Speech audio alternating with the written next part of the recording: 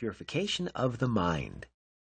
People have worldly passions, which lead them into delusions and sufferings. There are 5 ways to emancipate themselves from the bond of worldly passions. First, they should have right ideas of things, ideas that are based on careful observation, and understand causes and effects and their significance correctly. Since the cause of suffering is rooted in the mind's desires and attachments, and since desire and attachment are related to mistaken observations by an ego self, neglecting the significance of the law of cause and effect, and since it is from these wrong observations, there can be peace only if the mind can be rid of these worldly passions. Second, people can get rid of these mistaken observations and resulting worldly passions by careful and patient mind control. With efficient mind control, they can avoid desires arising from the stimulation of the eyes, ears, nose, tongue, skin, and the subsequent mental processes, and, by so doing, cut off the very root of all worldly passions. Third, they should have correct ideas with regard to the proper use of all things. That is, with regard to articles of food and clothing, they should not think of them in relation to comfort and pleasure, but only in their relation to the body's needs.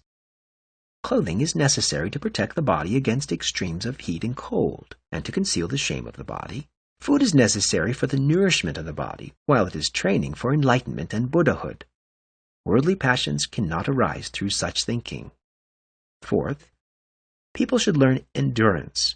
They should learn to endure the discomforts of heat and cold, hunger and thirst.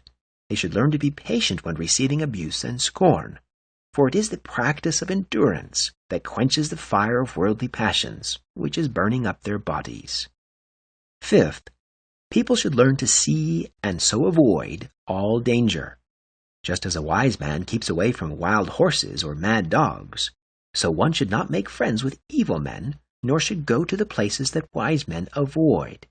If one practices caution and prudence, the fire of worldly passions, which is burning in their vitals, will die down. There are 5 groups of desires in the world.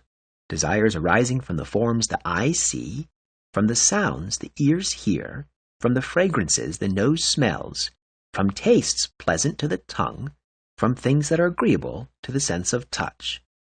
From these 5 doors to desire come the body's love of comfort.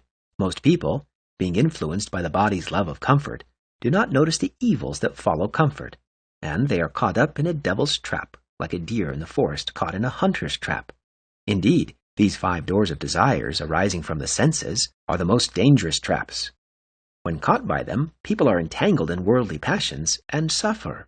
They should know how to get rid of these traps. There is no one way to get free of the trap of worldly passions. Suppose you caught a snake, a crocodile, a bird, a dog, a fox, and a monkey, 6 creatures of very different natures, and you tie them together with a strong rope and let them go. Each of these 6 creatures will try to go back to its own lair by its own method. The snake will seek a covering of grass. The crocodile will seek water. The bird will want to fly in the air. The dog will seek a village. The fox will seek the solitary ledges, and the monkey will seek the trees of a forest. In the attempt of each to go its own way, there will be a struggle, but, being tied together by a rope, the strongest at any one time will drag the rest.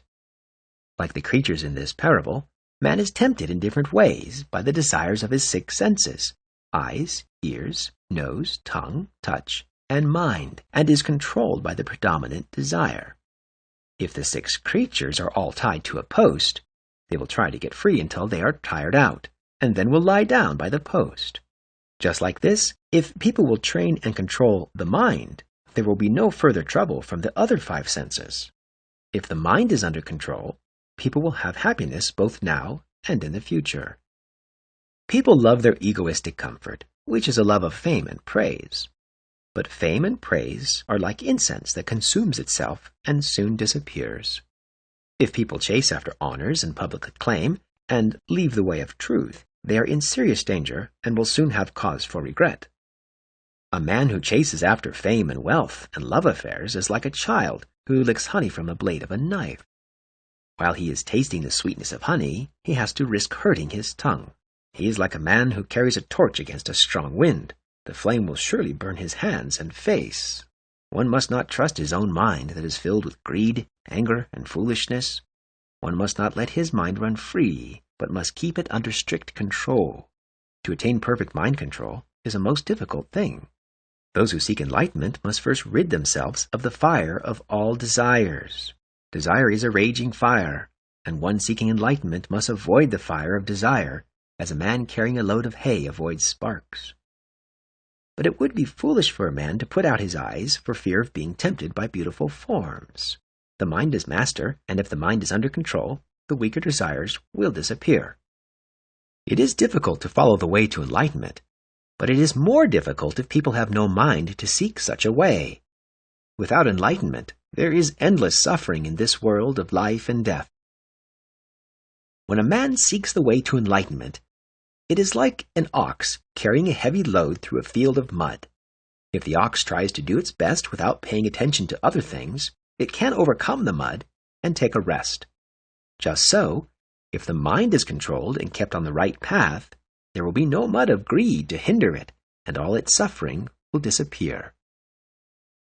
Those who seek the path to enlightenment must first remove all egoistic pride and be humbly willing to accept the light of Buddha's teachings. All the treasures of the world, all its gold and silver and honors, are not to be compared with wisdom and virtue.